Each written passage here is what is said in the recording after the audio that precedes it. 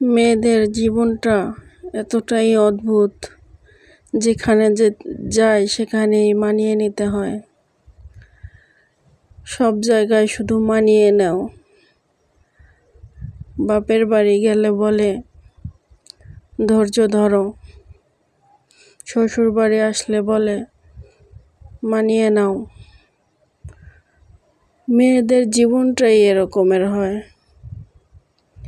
যেখানে সারাটা জীবন থেকে বড় হয়েছি, সেই জায়গাটায় আজ দুদিনের জন্য গেলে বুকটা যেন কেঁপে ওঠে। দিনগুলো একই রয়ে গেল, মানুষগুলো একই রয়ে গেল, সব কিছুই এক রয়ে গেল, কিন্তু জানি না কেন এরকমটা মনে হয়। বারবার ব্যাগটার দিকে তাকালেই মনে হয় যেন আমি এই বাড়ির অতিথি। এই ব্যাগটাই মনে করিয়ে দেয় এই বাড়ির অতিথি আমি। কেউ বলে না কেমন আছিস, কতদিন থাকবি, সবাই বলে কবে যাবি।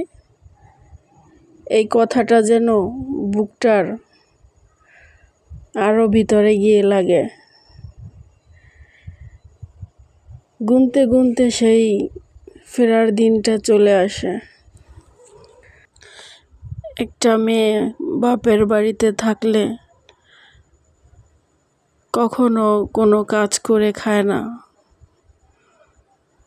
বরঞ্চ মায়ের হাতে খায়, মা খাইয়ে দেয়। আর যখন শ্বশুর বাড়িতে আসে, শাশুড়ির সেবা করো, শ্বশুরের সেবা করো, স্বামীর সেবা করো, তারপরও যেন তাদের মন পাওয়া যায় না। মেয়েদের জীবনটা আসলেই অদ্ভুত। আসলে মাঝে মাঝে বুঝি না যে মেয়েদের কি কেউ বুঝতে পারে না, না বুঝতে চায় না। এটা কি মেয়েদের লাইফ? এটাই কি মেয়েদের প্রাপ্য? মেয়েদের কোনো বাড়ি হয় না, আগে থাকে শুধু বাবার বাড়িতে, বিয়ের পরে ওটা হয়ে যায় স্বামীর বাড়ি।